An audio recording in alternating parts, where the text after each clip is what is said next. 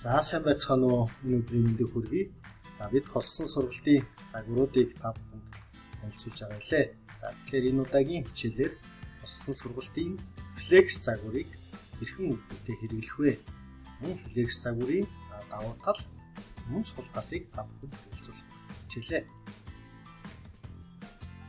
За тэгэхээр холсон сургалтын загварууд маань өөр өөр гэсэн онцлогтой. За ялангуяа өртөө сэлэх загвар бол тодорхой хязгаарлагдсан нөөцийг ашиглаад тодорхой тооны тодорхой өртөөг үүсгээд анги дотор өртөө сэлэх загвар байсан.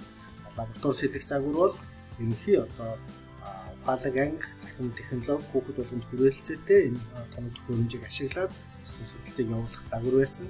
За давгрын ангийн загвар бол хүүхэд болгон маань өөрийн гэртээ тодорхой тооны ашиглах боломжтой компьютер гар утастай байгаа тохиолдолд ажиллаж болдог сургалтын загвар, холсон сургалтын загвар байсан. За тэгвэл өнөөдрийн ярих флекс загвар бол энэ гураас арай жоохон онцлогтой. Энэ өмнөх гурван загвар маань ихэвчлэн тийм ээ тухайн хүүхдүүд маань багштайгаа хамтран анги тархин дээр ажилладаг загвар байсан бол флекс загвар бол багштайгаа гэхээсээ илүү тухайн хүүхд маань онлайнаар бие дааж ажилладаг ийм холсон сургалтын загвар юм байна. Ихэнх сургалтын үйл ажиллагаа маань бол онлайн цахим технологиг, цахим платформыг ашиглаад явагдана. Харин шаардлагатай үед нь багш бичлэн болон онлайнаар зөвлөгөө өгөх, чиглүүлэх үйл ажиллагааг танхимын сургалтаар явуулдаг ийм холсон сургалтын загвар байна. За тэгэхээр флекс загварын хувьд дахиад хэлье. Ихэнх сургалтын үйл ажиллагаа онлайн орчинд, онлайн технологиг ашиглаж явагдана.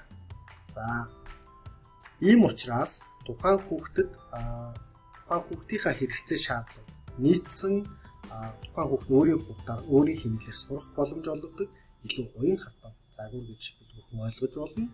За мөн тухайн хүүхдийг онлайн технологиг ашиглаад, платформыг ашиглаад суралцж байхад цугларсан цахим сургалтын дата өгдлийг тулгуурлаж ямар хүүхдэд тусламж хэрэгтэй байна вэ гэдгийг багш маань тодорхойлоод энэхүү дата анализ дээр үндэслэн тухайн хүүхдтэй танхимаар ганцаарчилсан хэлбэрээр эсвэл жижиг бүлгээр ажиллах ийм боломжийг бол эрэлхийлэх ёстой. За ийм ч учраас флекс загварын хувьд тусгай зориултын програм хангамж шаардлагатай болно гэдгийг ойлгох ёстой.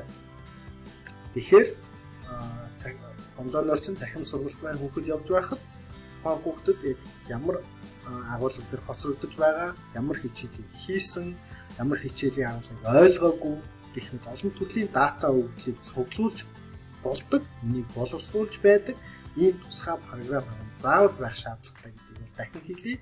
За энэ програм хангамж бол ерөнхий сургалт удирдлагын систем бол бас биш. Сургалтын контент агуулга хүргэдэг магадгүй мэдлэг платформ бол энэ тусгай програм хангамжид орохгүй гэдгийг анхаарах нь зүйтэй.